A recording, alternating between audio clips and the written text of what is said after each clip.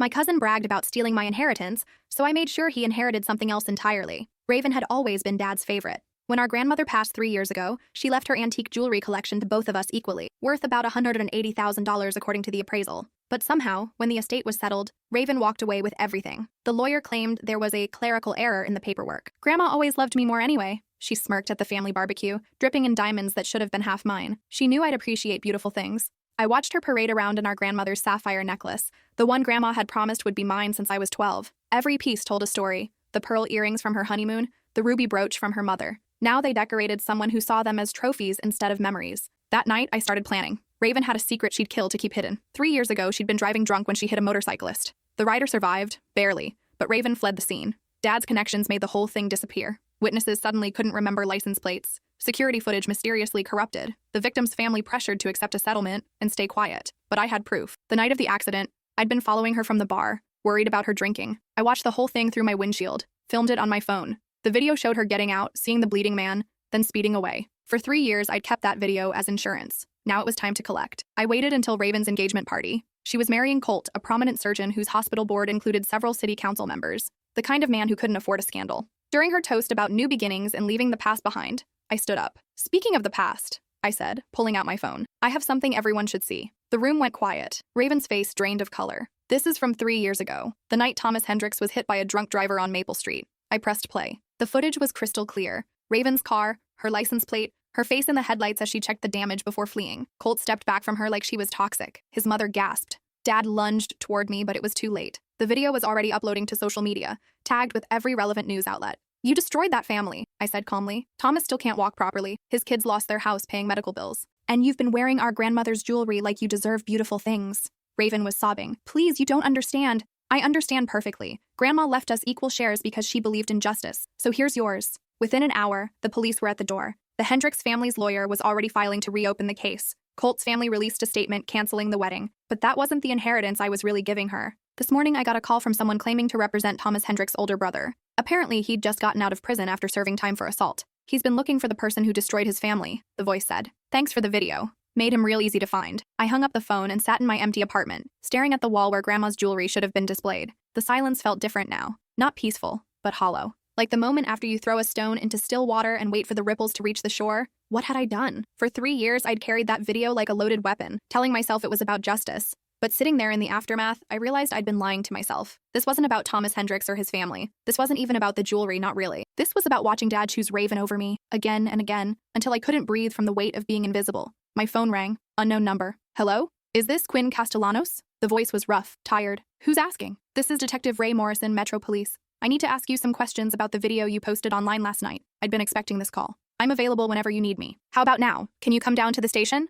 An hour later, I sat across from Detective Morrison in a sterile interview room that smelled like burnt coffee and industrial disinfectant. He was younger than I'd expected, maybe early 40s, with the kind of face that had seen too much. "So you've been holding on to this evidence for 3 years," he said, reviewing my statement. "Can you explain why you didn't come forward sooner?" I'd practiced this answer. "I was afraid. My uncle has connections throughout the city. I didn't think anyone would believe me, or that anything would come of it." It wasn't entirely a lie. Dad's brother did own half the commercial real estate downtown, and his golf buddies included judges and city council members. But the real reason I'd stayed silent was more complicated. 3 years ago, I'd been a different person. Fresh out of college, still believing family meant something. I'd watched Raven climb out of her BMW, her designer heels clicking on the asphalt as she knelt beside Thomas Hendricks. For a moment, I thought she might actually help him. Instead, she checked her bumper for damage, glanced around to see if anyone was watching, then got back in her car and drove away. I'd sat in my own car, recording it all, too shocked to move. By the time I processed what I'd witnessed, she was gone, and sirens were approaching. I'd driven home in a daze, the video burning in my phone like a guilty secret.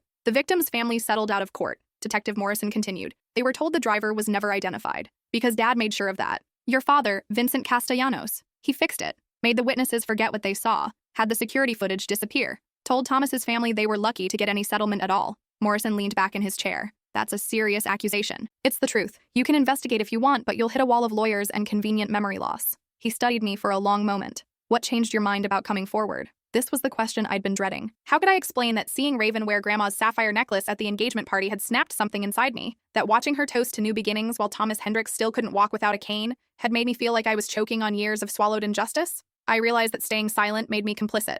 I said instead. Morrison nodded. "We'll need you to testify when this goes to trial." I understand. After the interview, I drove to the hospital where Thomas Hendricks worked, or used to work, before the accident. The receptionist told me he was in physical therapy and directed me to the rehabilitation wing. I found him on a recumbent bike, pedaling slowly while a therapist adjusted the resistance. He was thinner than I remembered from the news coverage, his left leg clearly weaker than his right. When he finished, I approached carefully. Mr. Hendricks? My name is Quinn Castellanos. I was hoping we could talk. He looked up, recognition dawning in his eyes. You're the one who posted the video. Yes. He studied my face for a long moment. Why now? I sat down in the chair beside his bike. Because it was the right thing to do. And because I'm sorry it took me so long to find the courage. Thomas wiped sweat from his forehead with a towel. 3 years. You know what 3 years cost me? I can't imagine. My kids had to switch schools because we lost the house. My wife took a second job to pay the medical bills. I went from running marathons to celebrating when I can walk to the mailbox without falling down. His voice was steady, but I could see the pain underneath. Every morning I wake up and remember that someone hit me and drove away, and I wondered if I'd ever know who. I'm sorry, I said,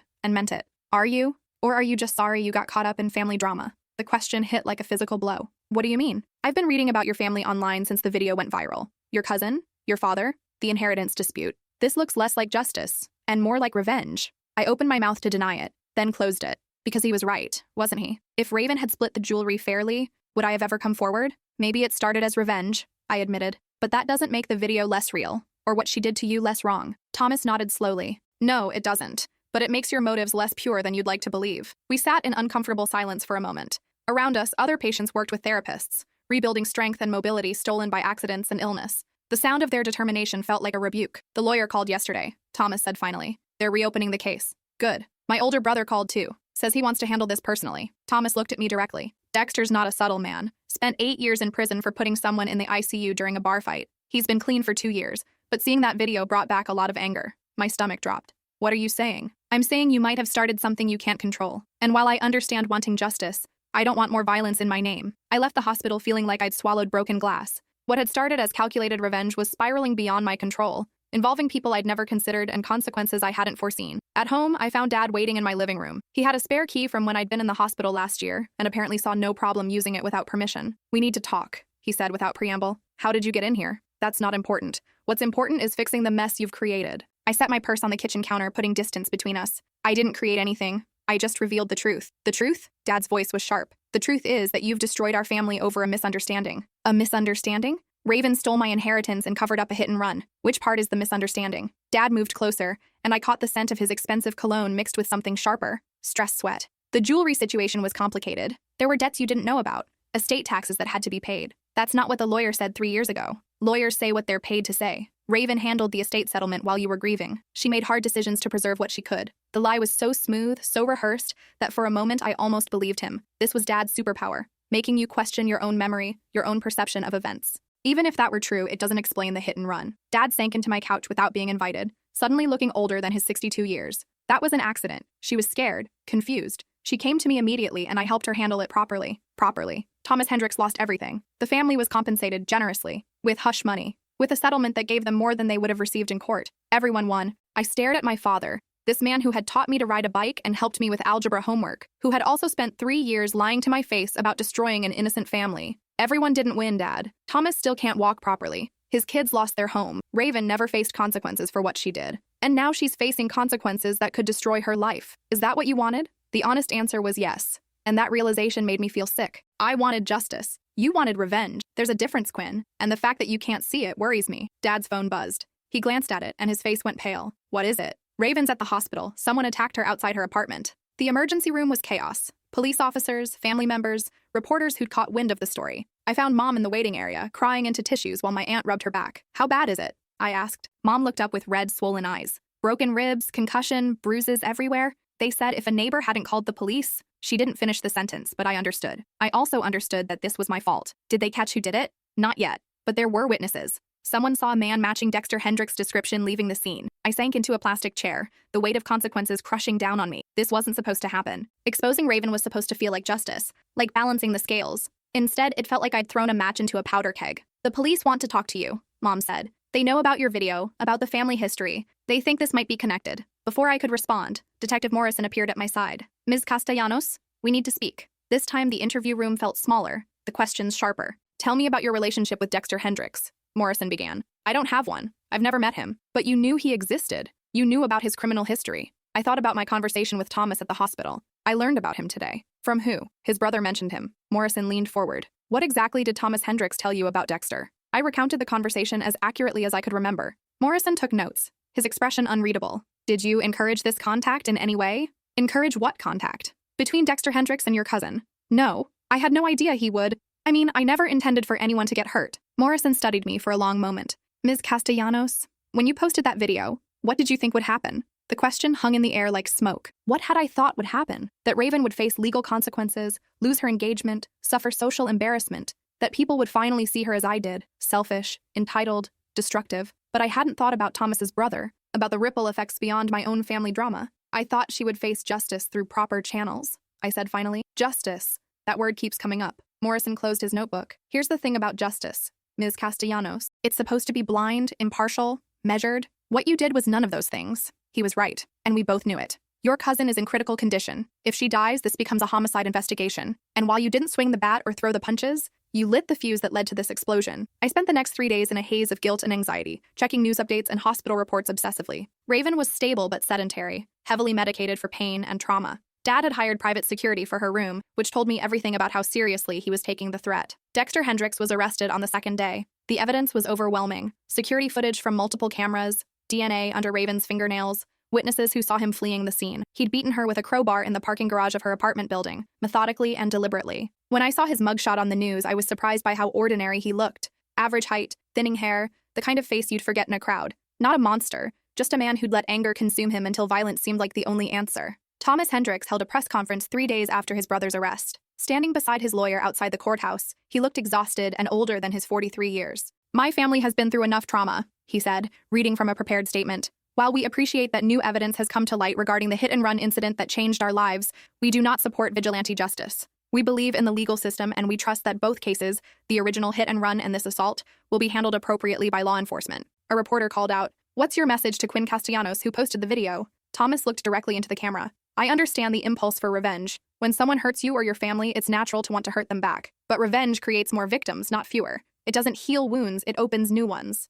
His words felt like a personal indictment, and they should have, because he was describing exactly what I'd done, even if I'd been too self-righteous to see it at the time. That afternoon, I drove to the cemetery where Grandma was buried. Her grave was in the old section, beneath a massive oak tree that had been there longer than the city itself. The headstone was simple granite with her name, dates, and a single line, "Beloved Mother and Grandmother." I'd brought her favorite flowers, white roses, and arranged them carefully beside the stone. Then I sat in the grass and tried to remember her as she really was, not as the symbol of injustice I'd made her into. Grandma had been kind but not naive, generous but not foolish. She'd worked as a teacher for 40 years, saving every penny to buy the jewelry collection that had caused so much trouble. But more than the jewelry, I remembered her stories about each piece, where it came from, why it mattered, the love and hope it represented. I messed up, Grandma, I whispered to the headstone. I let my anger turn me into someone you wouldn't recognize. The wind rustled the oak leaves, and for a moment I could almost hear her voice. Then you know what you need to do, honey. I did know. I'd known for days, but been too proud to admit it. The next morning, I drove to Thomas Hendricks' house. It was a modest ranch in a middle-class neighborhood,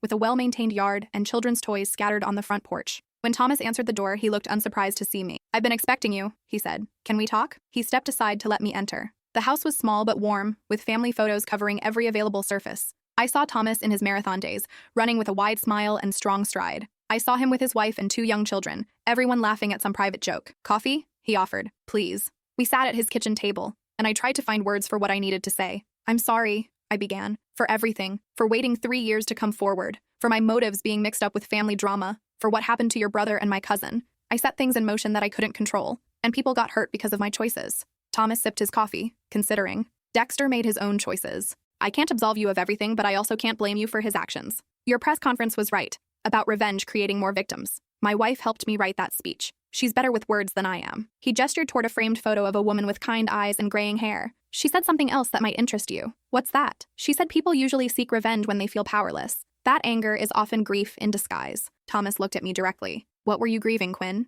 The question caught me off guard, and I felt tears I'd been holding back for days finally spill over. My relationship with my family, the person I thought my father was, the grandmother I'd idealized, and the inheritance I'd turned into a symbol of love. I wiped my eyes with my sleeve. I was angry about the jewelry, but I was really grieving the realization that my family wasn't who I thought they were. Thomas nodded. "Grief makes us do stupid things sometimes." We sat in comfortable silence for a moment, 2 people who'd been caught up in consequences neither of us had fully anticipated. "What happens now?" I asked. "Dexter will probably get 10 to 15 years. The DA is charging him with aggravated assault and assault with a deadly weapon. Your cousin will recover, physically at least. And the hit-and-run case? That's moving forward too. The district attorney says your video, combined with the original physical evidence, gives them a strong case. Thomas paused. For what it's worth, I'm glad the truth finally came out. I just wish it hadn't taken so long, and I wish it hadn't led to more violence. I understood. Justice delayed often becomes justice corrupted, twisted by anger and frustration until it resembles revenge more than resolution. Is there anything I can do to help with your medical bills or? Thomas held up a hand. My family doesn't want your money, Quinn. What we want is for you to learn from this. To understand that justice isn't something you get to dispense according to your personal timeline or your family drama. I'm trying to understand that. Good. Because there's something else you should know. Thomas refilled his coffee cup. Your cousin's lawyer has been in touch with mine. They want to discuss a civil settlement. For the hit and run? Yes. Apparently, facing criminal charges has given her some perspective on accountability. This was unexpected. What kind of settlement? Full compensation for my medical expenses, lost wages and ongoing care, plus damages for pain and suffering. It's more than the original hush money settlement your father arranged. I felt a complicated mix of emotions. Relief that Thomas would finally get proper compensation, but also recognition that this was happening only because I'd forced Raven's hand through public exposure. That's good news, right? It's necessary, but it doesn't erase 3 years of hardship for my family. Thomas studied my face. I think you understand that now. I did. Some things couldn't be undone, only acknowledged and learned from. Over the following weeks, I watched both legal cases unfold from the sidelines. Dexter Hendricks pleaded guilty to aggravated assault and was sentenced to 12 years in prison. In a brief statement to the court, he expressed remorse for his actions and apologized to both families for the additional pain he'd caused. Raven's case was more complicated. The 3-year delay had created challenges for the prosecution. Witnesses had scattered, physical evidence had degraded, and statute of limitations issues complicated some charges. But the video evidence was compelling, and Raven's legal team advised her to negotiate a plea deal. She ultimately pleaded guilty to hit and run causing injury and leaving the scene of an accident. The judge sentenced her to 2 years in prison, with the possibility of parole after 18 months. Additionally, she was ordered to pay full restitution to the Hendricks family and perform 500 hours of community service upon release. At the sentencing hearing, I sat in the back row and watched Raven stand before the judge. She looked smaller than I remembered, diminished by months of legal proceedings and public scrutiny. When asked if she had anything to say, she turned toward the Hendricks family. I'm sorry, she said, her voice barely audible. I was young and scared and I made terrible choices. I've spent 3 years trying to forget what I did, but I realize now that forgetting isn't the same as making amends. I can't undo the harm I caused,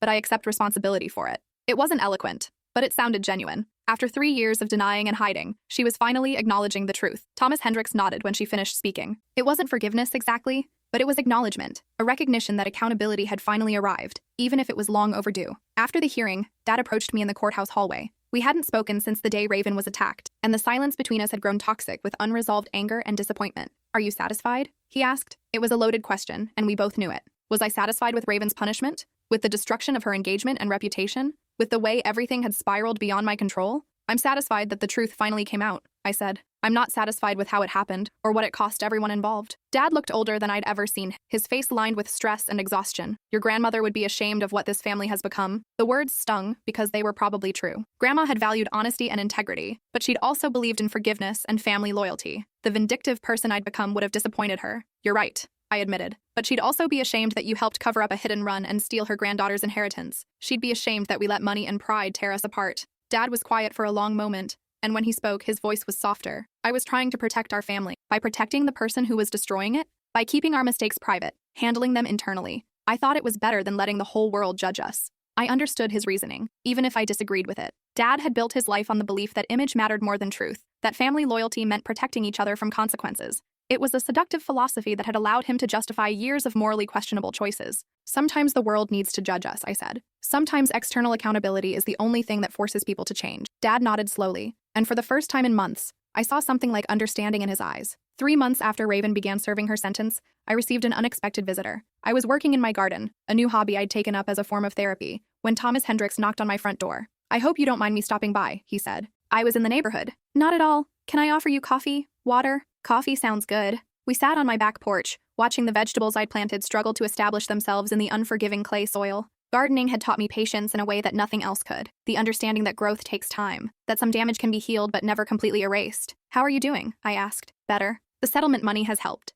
We were able to buy back our old house, get caught up on the kids' school expenses, and the physical therapy is working. I'll never run marathons again, but I can walk without assistance most days. I'm glad to hear that. Thomas sipped his coffee and surveyed my modest garden. You know, I didn't come here just to check on you. What's on your mind? I've been thinking about forgiveness. Not for your cousin, that's between her and her conscience. But for you, I felt my throat tighten. I don't deserve forgiveness. Maybe not. But forgiveness isn't always about what people deserve. Sometimes it's about what the person doing the forgiving needs to let go of. We sat in silence for a moment, watching a butterfly struggle against a spider web. I was angry at you for a long time, Thomas continued, for waiting 3 years, for mixing justice with revenge, for the way everything spiraled out of control. But staying angry was poisoning me, making me bitter in ways that were hurting my family. So you're forgiving me for your own sake. Partly, but also because I think you've learned something from this experience. The person who posted that video for revenge isn't the same person sitting here growing tomatoes and grappling with consequences. He was right. The last 6 months had changed me in fundamental ways, forcing me to confront the difference between justice and vengeance, between accountability and destruction. I'd learned that good intentions don't excuse harmful actions,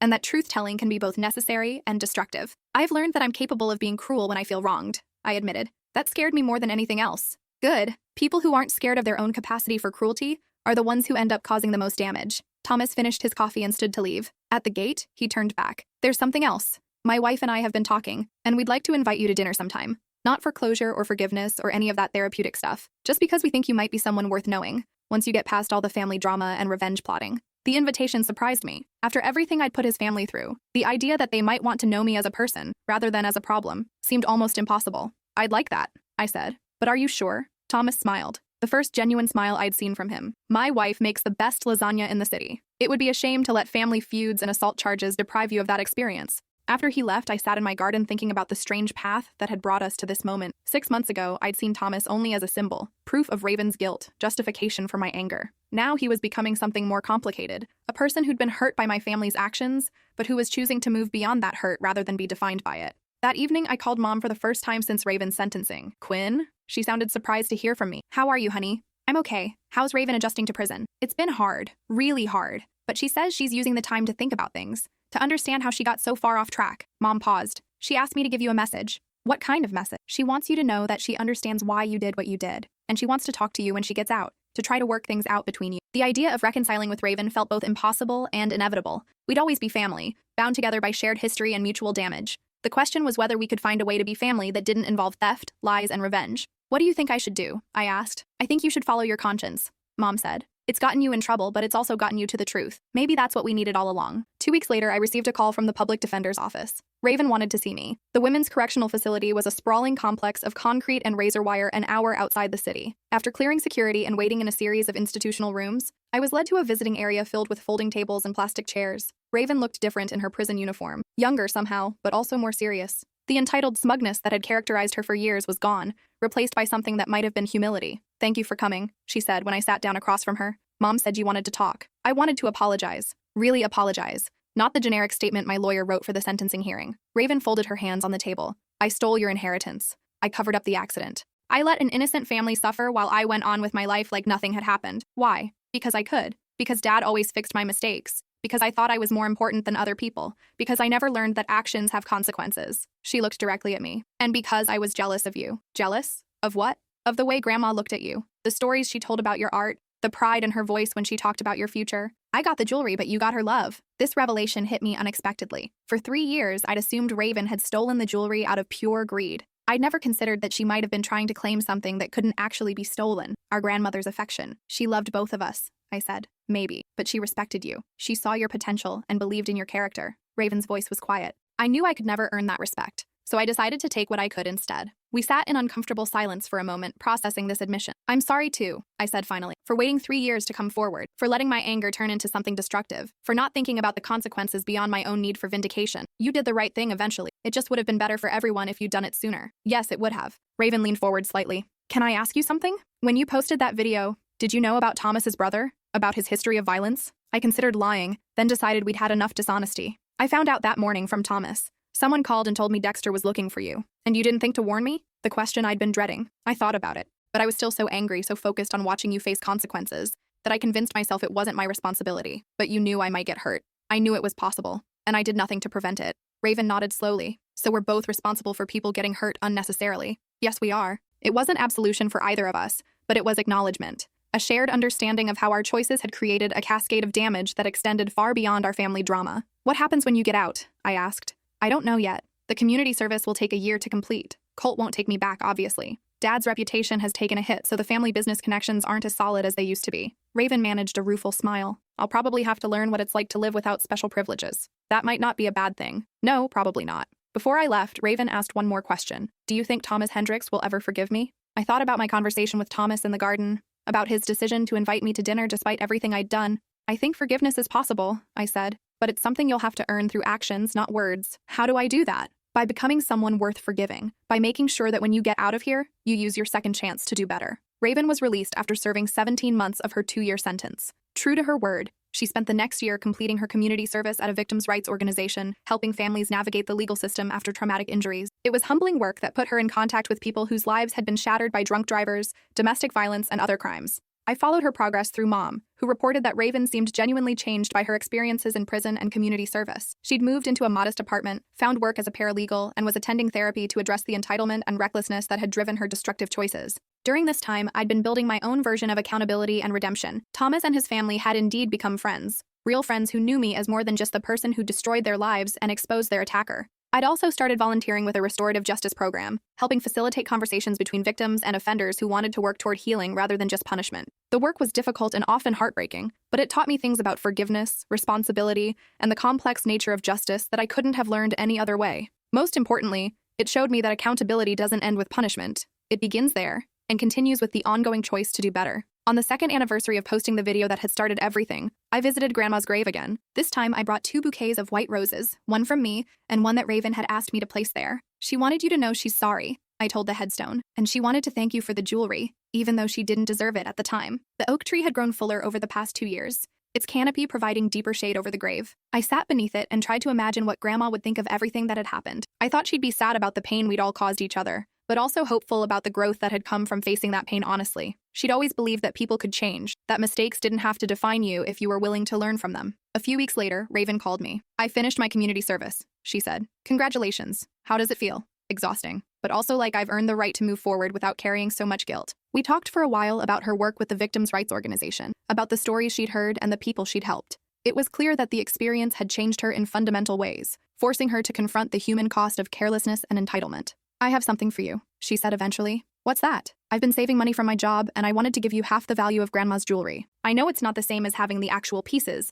but it's what I can offer right now. The gesture surprised me. Raven, you don't have to. Yes, I do. Not because I'm legally obligated, but because it's right. Grandma wanted us to share that inheritance, and I stole your portion. I can't undo that, but I can try to make it right now. I accepted her offer, not because I needed the money, but because I understood it was important for her healing process. She needed to make restitution, to demonstrate through actions that she'd internalized the lessons of the past 2 years. We met at a coffee shop downtown to make the transaction. Raven looked healthier than she had in years. No designer clothes or expensive jewelry, but also no haunted expression or defensive posture. She seemed comfortable in her own skin in a way I'd never seen before. I've been thinking about what you said in prison, she told me as she handed over the check. About earning forgiveness through actions. What about it? I think I understand now that forgiveness isn't something you can demand or expect. It's something you receive as a gift, if you're lucky, after you've done the work to become someone worth forgiving. Have you become that person? Raven considered the question seriously. I'm working on it, every day. Some days I succeed, some days I don't, but I'm finally trying. As we parted ways, I realized that this was probably the most honest conversation Raven and I had ever had. We weren't friends exactly. Too much had happened for easy reconciliation. But we weren't enemies either. We were family members who'd hurt each other badly and were learning to do better. That evening, I called Thomas to tell him about my meeting with Raven. She's really changed, I said. I think her time in prison and the community service genuinely affected her. Good for her. Change is hard work, especially when you have to admit you were wrong about fundamental things. Speaking from experience? Thomas laughed. Absolutely. Learning to forgive people who've hurt you is its own kind of character development. It forces you to examine your own capacity for cruelty and revenge. Any regrets about inviting me into your life? None. You've become a good friend, Quinn. Flawed and complicated, but good. Besides, my wife's right about the lasagna. It really would have been a shame to let family drama deprive you of that experience. 6 months later, I was working in my garden when a car pulled into my driveway. I looked up to see Raven getting out, holding a small potted plant. I hope you don't mind me stopping by, she said, echoing Thomas's words from 2 years earlier. Not at all. What's the occasion? She held up the plant, a small rose bush with white bloom. I thought you might want to plant this. For Grandma. We worked together in comfortable silence, preparing a spot near my vegetable garden for the rose bush. As we dug and planted, I thought about how different this moment was from every other interaction we'd had in our adult lives. No manipulation, no hidden agendas, no family drama. Just 2 people trying to honor someone they'd both loved, in their own flawed ways. Do you think she would have forgiven us? Raven asked as we watered the newly planted rose. For the inheritance theft and hit and run? Or for the revenge and family destruction? All of it. I considered the question, thinking about the woman who'd raised me to believe in second chances and the power of redemption. I think she would have been disappointed in our choices, I said finally, but I also think she would have been proud of the work we've done to make things right. Grandma always said that character isn't about being perfect. It's about what you do after you mess up. Raven smiled, the first genuine smile I'd seen from her in years. She did always say that. As the sun set, we sat on my back porch drinking iced tea and talking about ordinary things. Work, friends, plans for the future. It felt almost normal, like the kind of relationship we might have had if we'd learned these lessons about honesty and accountability years earlier. I should probably go, Raven said eventually. Drive carefully. I will. I always do now. As I watched her drive away, I reflected on how much had changed since that night 3 years ago, when I'd followed her home from the bar, recording her hit Thomas Hendricks and flee the scene. We'd all paid a price for the choices made that night. Thomas in physical pain and financial hardship, Raven in prison time and public humiliation, Dexter in a long prison sentence, and me in the recognition of my own capacity for destructive revenge. But we'd also grown from those experiences, learning lessons about justice, forgiveness, and accountability that we might never have grasped otherwise. The inheritance that had started it all, Grandma's jewelry collection, had been lost, but we'd gained something more valuable, an understanding of what it means to take responsibility for our actions and work toward redemption. The white rosebush grew well in its new home, blooming every spring as a reminder of the woman who'd taught us that love sometimes requires difficult truths, and that family means choosing to forgive and grow together, rather than tear each other down. 3 years after posting the video that changed everything, I can honestly say that while I regret the pain it caused, I don't regret the truth it revealed. Sometimes justice is messy and imperfect. Sometimes it creates new problems while solving old ones. But it's still better than the alternative of living with lies and stolen consequences. Grandma's inheritance taught us that the most valuable things we pass down aren't material objects, but the choices we make about how to treat each other, how to face our mistakes, and how to rebuild after we've broken something precious. In the end, that lesson was worth more than all the jewelry in the world.